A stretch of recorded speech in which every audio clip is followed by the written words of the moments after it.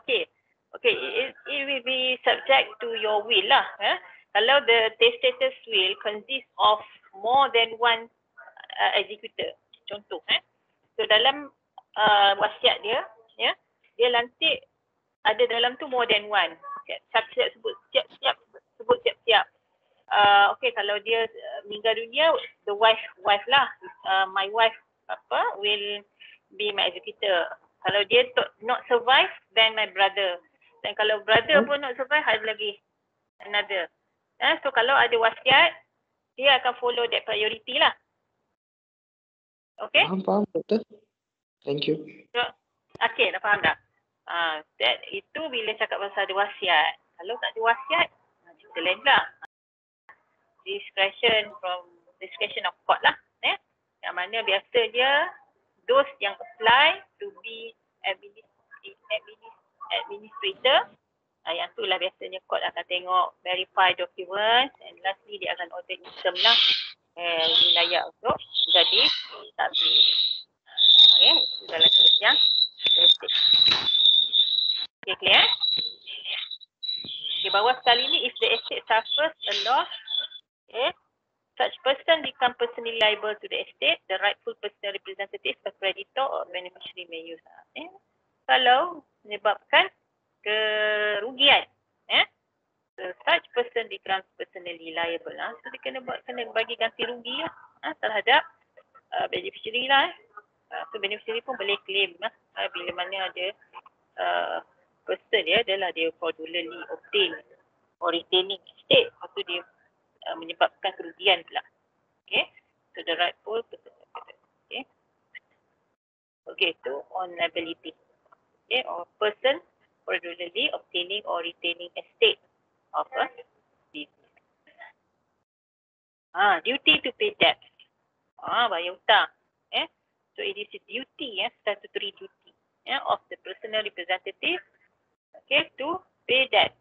Okay, so kalau dalam kes yang paragraf pertama ni, this is regarding the solvent estate.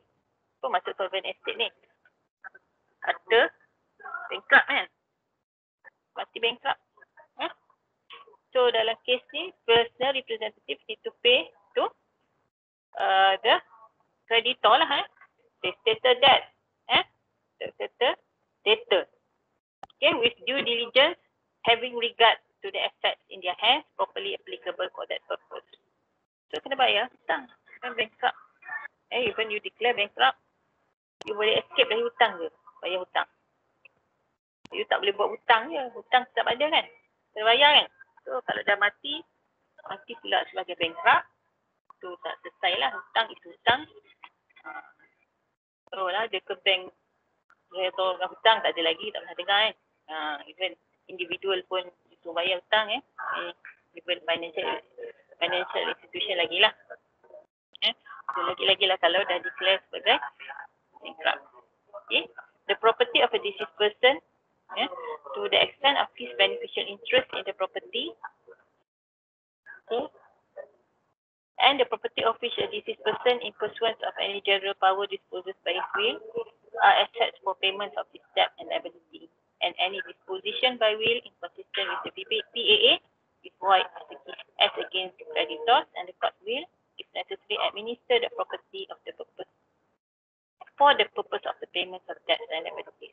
Okay, dalam konteks ini, okay, priority of paying the debts and liabilities tu adalah dia masuk dalam priority lah, priority of personal representative, to settle with, meninggal dunia ada hutang, kalau tak bayar hutang, if you against this provision, meaning that personal representative is inconsistent dengan consistent with PAA. Okay. Okay, so kalau berlaku sebarang inconsistency ni with PAA, court ni akan masuk, akan masuk mahkamah semula lah ni, court akan bicara semula and buat administration yang sepatutnya untuk membayar hutang dan tanggungan. dengan segala tanggungan semati. Okey?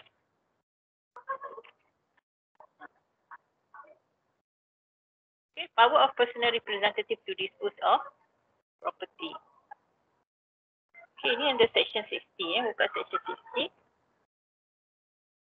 Okay, kalau buka section 60. 63 ya. Kalau section 63 tu regarding charge mortgage ya. Okay. The property of a person who dies testate may be disposed of in any manner, the executor may think proper, subject to the imposition of any restriction by the will of the deceased. Okay. So, case on type 1. Okay, kalau dalam case this provision, if you read section 63, 60 subsection 3, okay, a personal representative may charge mortgage or otherwise dispose of all or any property vested in him as he may think proper, subject to any restriction which may be imposed in the behalf by the will of the deceased and subject to this section.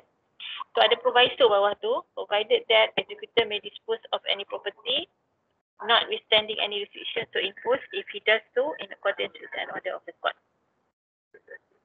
Okay. Okay, dalam konteks ni, kalau proviso tu dia kata kalau ada restriction, ya, restriction maknanya restriction yang ada arahan mahkamah itu tak boleh dispose that property. Ada wasiat yang talking about testate 60 subsection 3 is about testate. Maknanya ada wasiat, si mati meninggal dunia dengan wasiat. So kalau according to section 60 subsection 3, personal representative ni boleh tagar, boleh mortgage, boleh dispose of all any property vested in him yang mana dia rasa proper. Okay? Subject to any restriction yang disebut dalam wasiat. Kecuali lah kalau ada court order yang restrict that kind of dealing by the personal representative. Nampak tu section 60 subsection 3. Okay. So maknanya untuk yang ada wasiat ni, so memang ada statutory provision lah yang allow such duty to be performed by personal representative. So dalam konteks estate, executor. Sikit. Boleh. Okay, section 60 subsection 4A. Okay, kalau tengok section 60 subsection 4A, an administrator may not, without the previous permission of the court, A. Mortgage, charge, or transfer by sale, give, exchange, or otherwise any immovable property situate in any state and for the time being vested in him. Pula dah tadi boleh ni tak boleh. Kenapa pula section 60 subsection 4A not allow the administrator to deal with the property? Kenapa? Yang tadi okay. Di dalam case apa? Why there such difference? Kenapa Sebab sini dalam case yang tadi testate, ini interstate lah. So administrator okay. Administrator in dealing with the property of this may not without the previous permission of the court mortgage, charge or transfer by sale, give, exchange, or lease. Okay. The administrator fails to obtain the court sanction, disposal tu boleh jadi voidable at the instance of any person interested. Okay, so boleh bezakan section 3 and 4. Okay, 3 is for testate, 4 is for intestacy. So bila boleh faham bahasa akta ni, bila disebut personal representative tu, kita tak tahu lagi dalam konteks testate ke intestate, sebab personal representative adalah general term yang diguna pakai untuk post duration. Okay, tapi bila kita baca proviso, ada pula disebut executor, kan? So, kita faham lah yang merujuk kepada testate estate.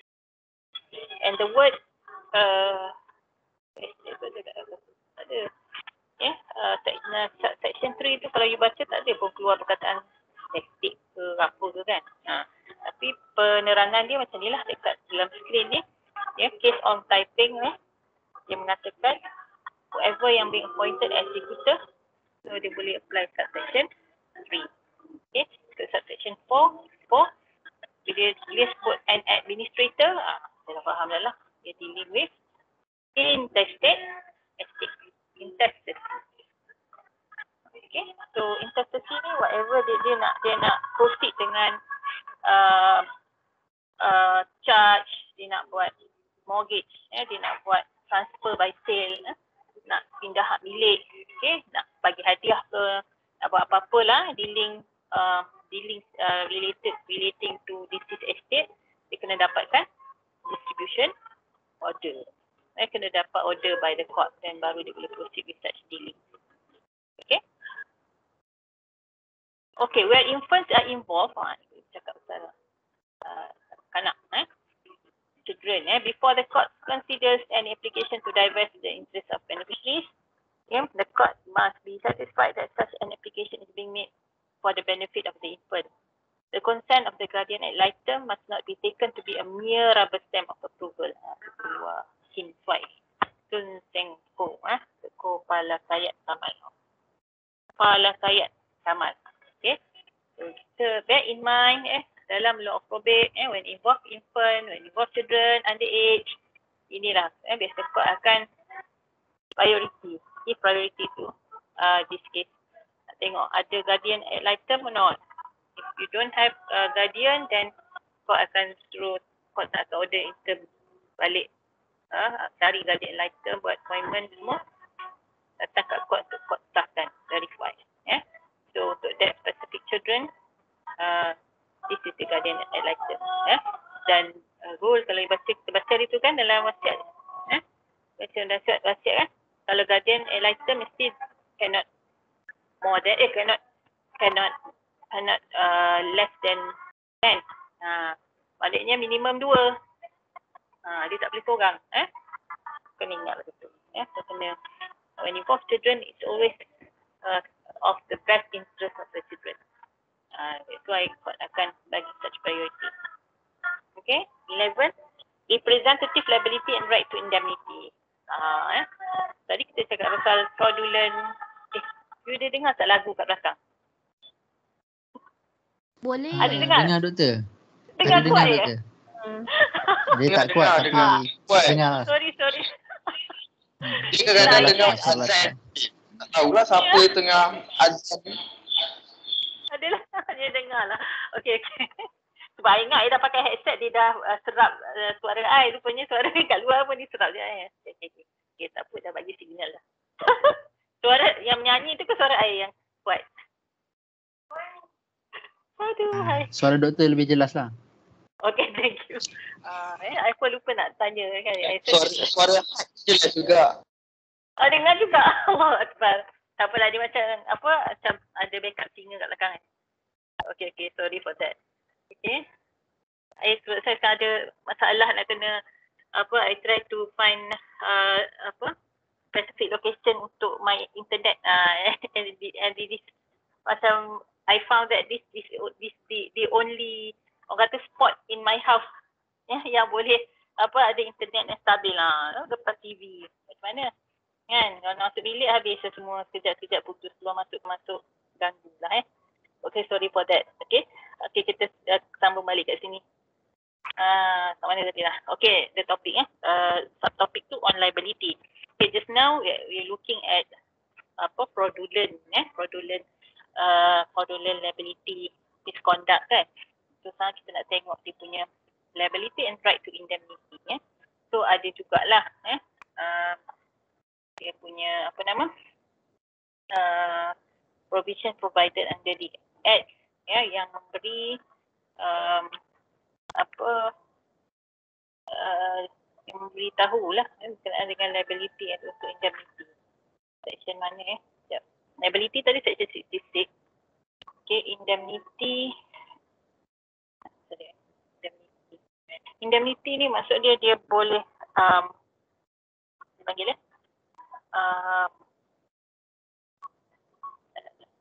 dia macam satu benda yang secure dia lah, insured dia lah, bila dia exercise her duty as personal representative So dia ada sort of indemnity juga provided under the law.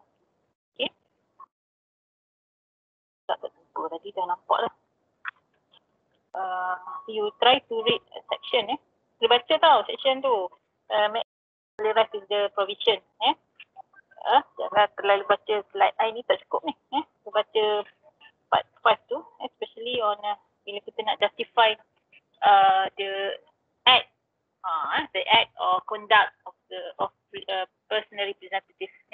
Kita kena selalu we always kena refer this particular section. Okay, indemnity tu kat mana? Nanti I jumpa betul ya. Okay, an executor has power under the will to carry on the testator business, but who enters into agreement to sell the business has no further power to carry on the business, and if he does so, he commits the breach of trust. Okay, so maksudnya ni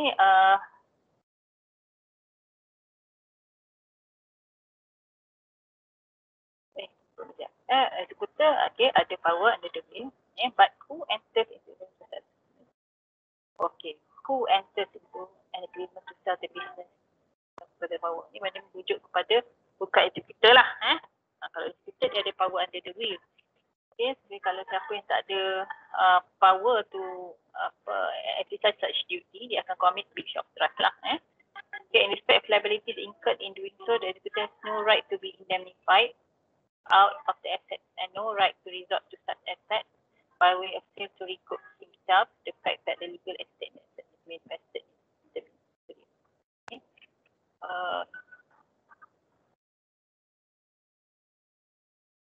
Okay, kalau berlaku sebarang misconduct tadi, okay, dia dah commit breach of trust, okay, kat sini ada who enters into agreement to sell the business.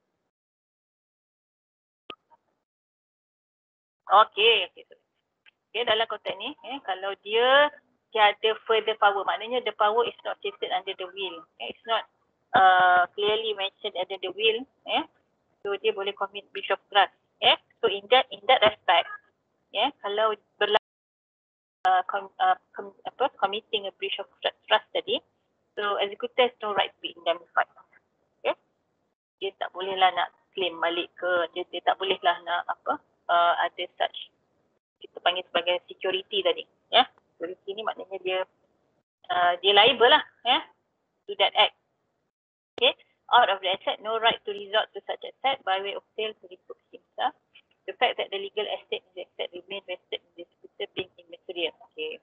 Jadi tidaklah mengatakan, tidaklah kita faham yang, kita faham tadi, whatever power given under the will, it is solely a power lah. Besar sangatlah kuasa si executor ni. Tidak. Dia ada, it's not an absolute power. Indeed, however ada juga extent and limitation of the executive power.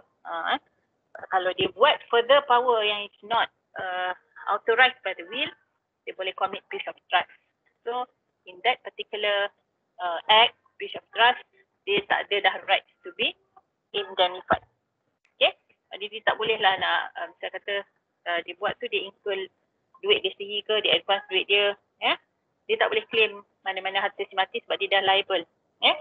Dan the fact that ni lah, dia nak kata the fact that legal estate and asset remain vested in executor being immaterial.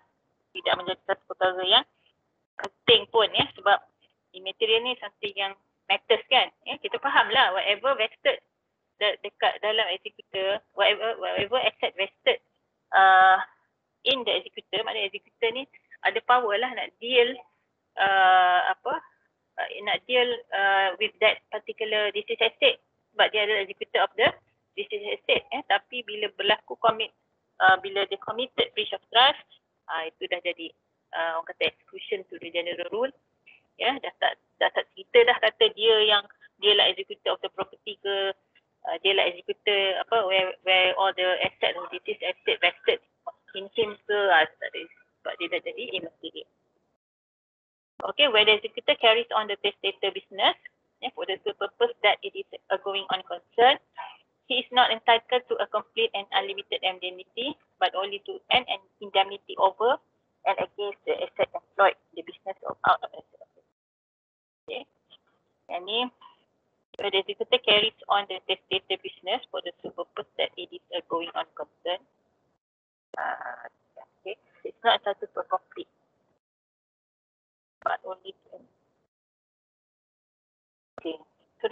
konteks ni dia nak beritahu lagi ya. Indemnity is only extend to whatever stated in the will lah. Macam tu kita nak kata. Okay. So whatever yang go beyond the will, dia buat something yang out of context, maknanya indemnity tu dah tak terpakai.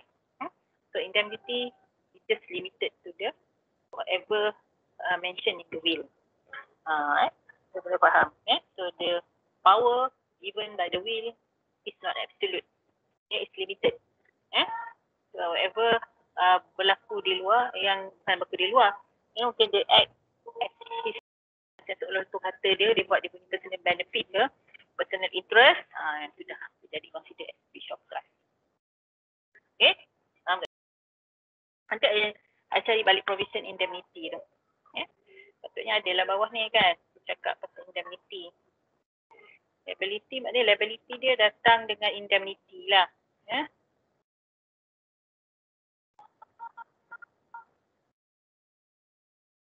Doktor, Yes. indemnity tu ditentukan oleh siapa? Indemnity ni ada kes ke banyak.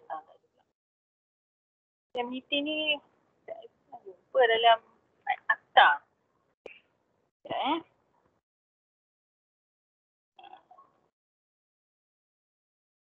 You ingatkan I nanti masa kita next week, masa tutorial tu you ingatkan I.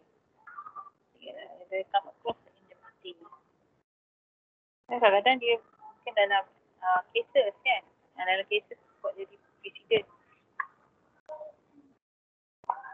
Okay, you ingatkan I? Tak nampak pula. Okay. Okay. Okay, the last one, investment. So boleh invest. Boleh invest. Dalam kes ni,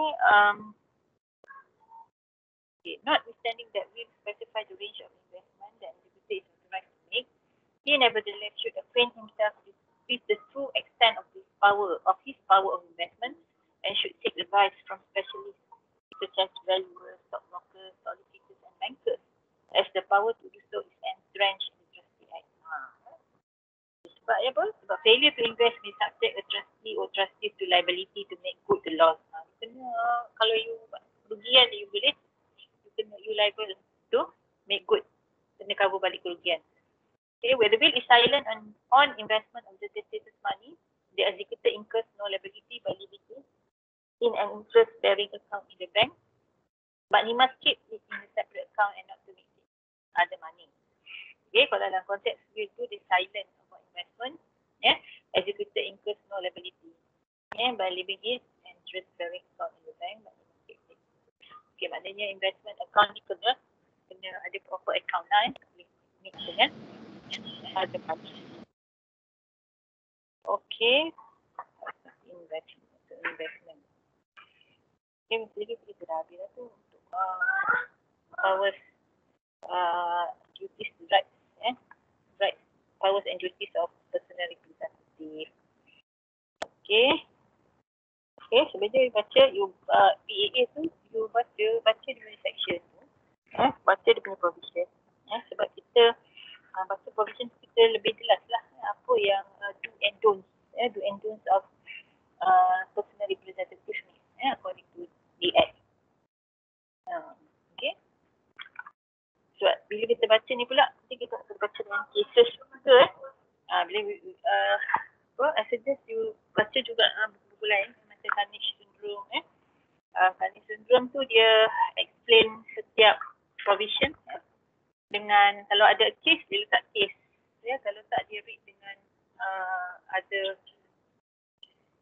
ada rules ke legislation ke Carnage Syndrome. Okay. Dapat cari buku tu. Dia explain section by section. Okay. So bila dibaca section and then dibaca terus dia punya commentary tu kan, lagi faham lagi to what extent sebenarnya powers, rights and also duties of personal representative. Alright. Ada lagi ingat dah habis. Sorry. Okay, ni dalam konteks tadi kita masih lagi bawa investment. Case of intestate. during the minority of any beneficiary or subsistence of any life interest and pending distribution of the whole or any part of the estate, the personal representative may invest the residue of the money or so much of it as may not have been distributed in any investment for the time being authorized by statutory provisions for the investment of money with power at their discretion to change the for other people like. Dalam kes ni dalam kes yang tak ada wasiat lah. What kita can do adalah dia boleh invest. Tapi the investment dia kenalah ikut ni lah authorized by statutory provision. Kena follow setiap law yang related to investment. Macam tu. Kalau wasiat, senang kita follow wasiat kan. Still wasiat tadi pun kena tanya juga expert. Expert stock brokers ke, specialist ke. Yang who in the profession and deal with investment. Okay, dalam kes ni saling belau bicang court kata withdrawal of money amounted to 7 million by the defendant and Dinesh had violated or breached the Trustee Act as the investment made were not permitted as investment as defined in the Act. So withdrawal of money tu dia kata dia nak buat investment tu tapi court kata according to investment defined under the Act, bawah Trustee Act, so it's not permitted. In addition, the Act had also breached the trustee. Additionally, the court did not at any time issue an order allowing the withdrawal of money or making the investment. Ni tujuh juta dia keluar duit. Kononnya nak invest, tapi when we deal with deceased estate, you kena ikut Trustee Act. Ikut Trustee Act. You dah act trustee to the deceased estate. So kena follow akta tersebut. Okay. Ni bukan harta you, ni harta you ada beneficiary yang lain. Alhamdulillah, I was able to share an hour to any question. Kita dah habis topik. Doktor? Ya. Saya ada soalan. So kalau yang bahagian yang investment tadi, kiranya kalau ada loss in regards of the investment, so the personal representative will be liable lah for the loss. Yes, liable meaning that they kena make good for the loss, the loss. Kena ganti balik lah kerugian. Oh, Ya, faham. So kalau dia tak invest pun salah juga? Tak. Dia kalau macam ni, dia kalau dalam will tu dia bukan satu bentuk instruction tau, dia satu bentuk hasrat si mati, the intention of the testator for executor to actually deal and manage dia punya harta bila dia mati. So hasrat ni lebih kepada itulah intention dia. So dia is not macam adalah instruction. And it is not a statutory instruction, dia tak adalah wasiat dalam bentuk wasiat. Sebab kita ada akta wasiat, that's why bila non-Muslim, bila dia bawa wasiat tu jadi statutory document. Maknanya bind by the law kan. So whoever yang appointed as executor of the will, dia kena perform duty dia as ever mentioned dalam wasiat. So macam Kak tanya, adakah salah kalau dia tak invest? Tidak juga, sebab will ni adalah bentuk macam ruang jurisdiction. Jabatan kuasa, dia kata bila kita baca part 5 of PAA, kita baca part 5 tadi, dia dah address kan powers, duties, rights, limitation dia sampai mana, to what extent. So kita kata dalam will tu dia kata executor boleh invest kan.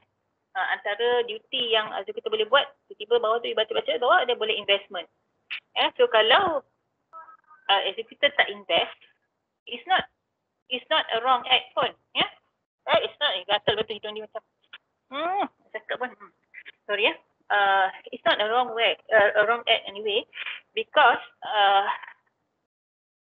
sebab dia kalau kita baca part 5 tadi, executor ni bila as executor ni dia ada as long as dia rasa benda tu reasonable, dia rasa benda tu fit for the deceased estate, maknanya boleh dimanfaatkan oleh beneficiary, dia ada power to deal with such whatever dealing dia nak buat. Kalau dia rasa investment is not the proper dealing at that particular time, dia boleh, dia ada apa orang kata, he has success lah. Dah faham? Sebab tak semestinya si mati pun tak tahu apa yang akan berlaku 2-3 tahun, mungkin 5 tahun dalam tempoh pengurusan harta tu kan. Mungkin ada economic downturn, saham-saham semua jatuh. So bila dalam keadaan macam sekarang ni kan, tidak naik, tidak turun. So bila as executor, you tahu it's not the proper time to invest. So you tak invest, it tak menjadi satu kesalahan. So the will tu hanyalah satu bentuk dokumen yang authorized by satu akta yang memberi kuasa kepada executor to perform such dealings. So tak buat tu tak salah sebab akta bagi kuasa bila mana executor rasa benda tu reasonable dan sesuai untuk dilakukan pada ketika masa itu. Faham tak Okey, terima kasih Doktor. Doktor, saya nak tanya. How do we distinguish between the application of Wills Act and Trustee Act in terms of administration of probate? Okay, you want to differentiate between Wills Act and the application. The application of Wills Act and the application of Trustee Act. Yes. Okay, good question. So Wills Act itu adalah general application for wills. Okay? Whatever about wills yang kita baca last week tu, so kita baca dengan Wills Act. Trustee, when it involves pertama minors, bila minors ni dia ada guardian ad litem, bila mana satu-satu account perlu di create because of minor, okay, you need Trustee Act sebab Trustee Act yang ada punca kuasa ni untuk nak create account amanah. Wills Act dia tak ada that punca kuasa. Wills Act hanya all about a valid will. What will be a valid will, kan? Allah kata semua lah. Sorry.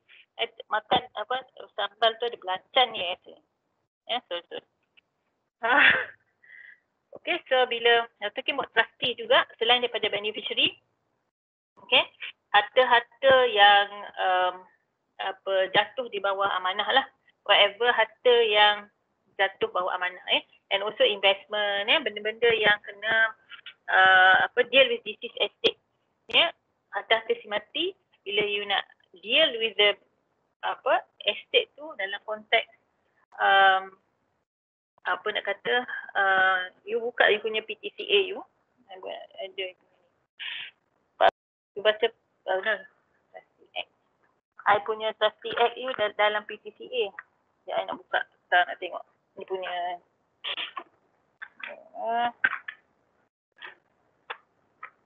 okay. Kalau dia ada Trustee Act, senang nak explain pakai akta. So wasiat, Wills Act adalah pasal wasiat. Okay. Kita tengok. Dalam tu ada, okay. Nombor satu lagi dah ada pasal investment. Investment, powers of investment of trustees. Kemudian dia ada general powers of trustees and personal representatives.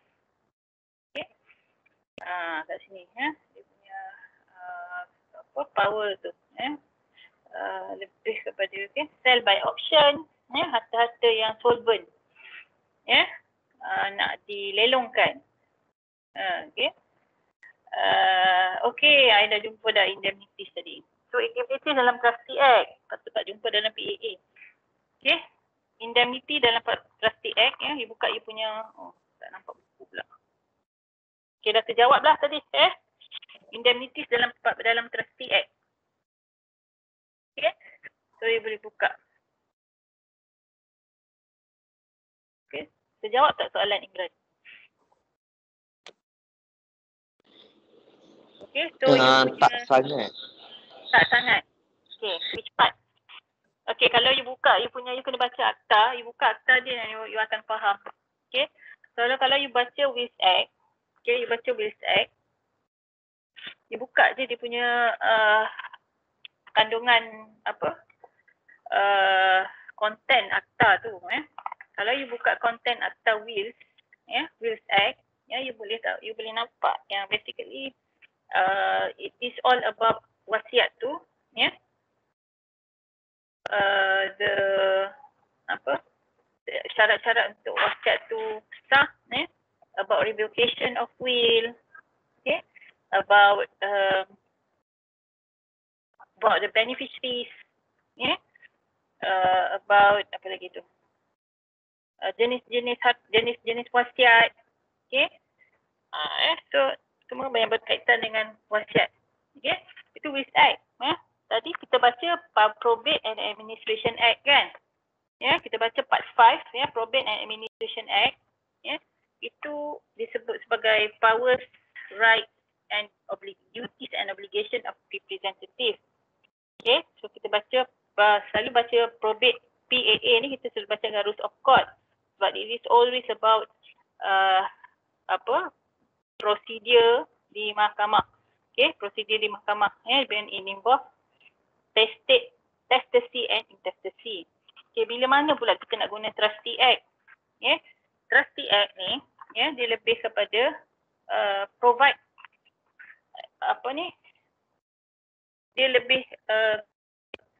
dia provide such power for the personal representative to act with. So to what extent tadi kita baca part 5 tadi pun dah baca tapi dia general lah, dia tak habis cerita macam dalam Trustee Act. Trustee Act bila dia involve tadi macam saya cakap minor, investment, sebab ada special provision on investment, how to deal with the distressed estate bila involve investment. Macam mana nak follow, kalau you are going against the provision, meaning that tak follow Trustee Act lah, mana you are go against the law. Kemudian ada juga part 3 dalam Trustee Act, it's about general power of trustee and personal representative. Kat dalam tu ada power of trustee yang saya sebut tadi kan, to sell by auction, to give receipt to compound liabilities, trustee to renew leasehold, to raise money by sale, by charge. Tadi ada juga dalam part 5 kita baca PAA, executor boleh charge, boleh transfer semua kan. So dalam Trustee Act pun ada. So application, insurance money, deposit of document for safe custody, ada indemnities, indemnity section 31, indemnities of trustee. So dalam Trustee Act kita baca sebagai, bila kita baca law of probate, trustee ni adalah personal representative lah. Personal representative. Kita tengok juga dia punya interpretation ada tak.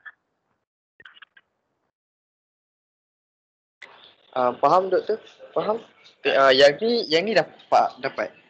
Thank you so much. Okay. Faham. Okay, baca. Baca, you kena buka akta I tak boleh nak bacakan semua ni untuk you Okay. Right. Baik madam. Thank you. Okay, sebab kalau you buka Trustee Act, dia dalam interpretation section, tak ke bawah. Dalam interpretation section, trust maksud dia apa? Amanah. Kat bawah tu disebut, ialah amanah ni besar. We not just talking about harta amanah si mati, tapi harta amanah yang diamanahkan, kan, for welfare ke, harta amanah yang apa-apa sajalah untuk tujuan supaya dia tu diletakkan di bawah satu macam ni trust akan diletak luar amanah raya pun satu badan amanah kan. Trust tu kalau you buka Trustee Act, dia also include personal representative. Nampak? Dia sebahagian daripada maksud amanah. So amanah apa? We are talking about law of probate. Kita cakap pasal amanah untuk harta si mati. So that's why bila kita baca to si mati ni, harta si mati ni. Thinking about deceased estate. Kita tak boleh pegang satu akta je. We need to cross-read. Ya, PA dengan Trustee Act. Okay. Dengan Wills Act. Ya. Wills Act ni selalu kita baca bila kita nak determine the validity of the will.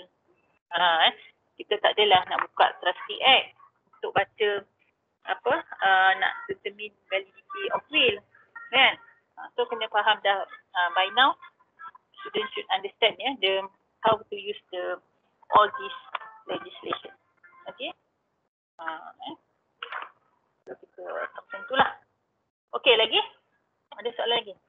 Atau kita habis kelas awal ni? Okay, the next meeting next week, kita baca, I nak tengok prosedur dululah. Kita tengok proses dekat, sebelum ni kita dah kenal kan? Kita dah kenal surat kuasa surat kuasa jenis macam mana. Harta si mati tu ada wasiat ke tak. Kita dah tengok apakah itu wasiat yang valid. Kemudian hari ni kita dah tengok dia punya tanggungjawab dia, dia punya kuasa personal representative ini. I would like to go to the procedure first. Selepas tu baru kita tengok apa yang administration action. Okay. Maknanya apa yang perlu personal representative buat baik dapat surat kuasa. Okay, law of probate ni dia punya major discussion adalah macam mana nak dapatkan surat kuasa tu. Okay, bila dah dapatkan surat kuasa tu, sekarang pelajar baru nak kenal dengan dia punya main ingredient. Kalau masak tu, tengok bahan-bahan dia, nak sediakan masakan. Bahan-bahannya adalah ini yang saya sebut tadi tu. Valid will. Mati ada wasiat tidak. Kalau ada wasiat, siapa yang dilantik sebagai pentadbir. Kalau tak ada wasiat, siapa pula nak jadi pentadbir. Kan? Dan kita dah tahu dah sekarang tanggungjawab pentadbir tu. Tanggungjawab pentadbir, pentadbir dengan wasiat dan pentadbir tanpa wasiat. Kita dah tahu. So sekarang saya nak pergi dulu proses di High Court. Untuk kedua-dua jenis harta testate ni, interstate. Kita nak tengok pula contentious ke non-contentious dulu, yang tak gaduh-gaduh dulu. Yang straightforward dulu permohonan. Dan kita tengok juga contentious. Kemudian lepas tu barulah kita dah dapat surat kuasa. Dah dapat surat kuasa mahkamah tu. Sama ada probate ataupun LOA ataupun LA, letter of administration. How to proceed with? Nak go for apa yang kita panggil tadi, nak call in asset, nak settle, nak bayar liability yang besar tu. Okay? Nak proceed with the management of estates lah kan. So, bila dah tu barulah settle lah topik law probate insyaAllah. So, nampak tu macam tingkat je kan. Pohon dah dapat surat kuasa, nak manage. Lepas tu nak distribute kan. Dah manage, dia kan tiga peringkat tu yang kita buat awal-awal dulu, ingat lagi. Nak dapat surat kuasa, nak manage, kemudian distribute to the legal heirs. Untuk non-Muslim macam mana, untuk Muslim macam mana pula. Basically that's the the content lah, the general content of law of probate. Okay, so next week kita akan tengok dulu non-contentious probate, pergi satu-satu. Pergi satu-satu. Tak boleh nak tu lambat terus buat semua tu, pening je. Tak sempat nak catch up the idea. So, kita buat satu-satu. Kita buat non-contentious probate dulu. Dan kalau sempat kita masuk non-contentious LA. Okay, kemudian kita pergi contentious. Habis tu, baru kita pergi, kita tinggal lah. High Court lah. Lepas tu kita pergi pusaka kecil. Tinggal pusaka kecil. Kita tengok apa yang berlaku di pusaka kecil. Kebanyakan orang Muslim memang deal di situ. Memang nak urus harta, memang ramai yang ke situ. Tunjuk you statistik last time kan. Statistik yang memohon di small estate lebih tinggi compared to High Court and also Amanah Raya kan. Okay, lepas dah tengok cerita proses di High Court, kita go for small estate. Kita tengok apa berlaku di small estate. Cerita lain tu. Tapi sama tujuan, nak urus harta si mati. Dan kita tengok sikit on Amanah Raya sikit je, dia simple je. orang kata pergi amal raya isi borang. Settle. Nanti kita nak tengok lah dia punya bidang kuasa kan. Law student dia kena baca lah tu. Lepas tu baru kita tengok distribution sikit je. Distribution sikit dah. Session dan praktis je last kali. Tajuk. Okay.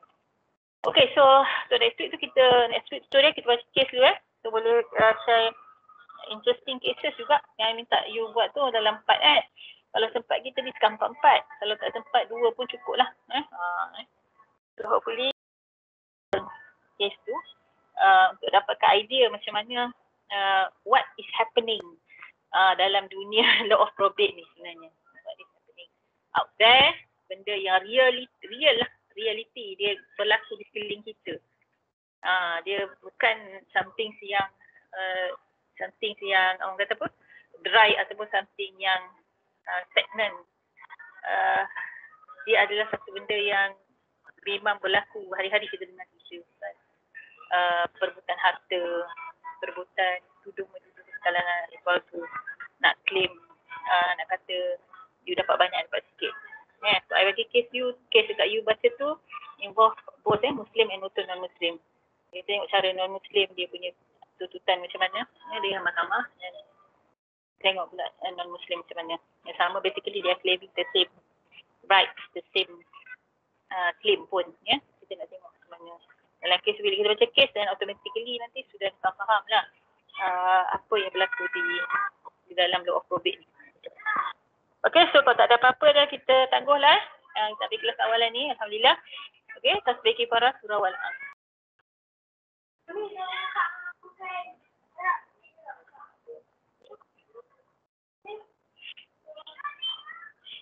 Okay, see you next week insyaAllah. Okay, Assalamualaikum semua. Thank you. Doktor. Right. Okay, doktor. Okay.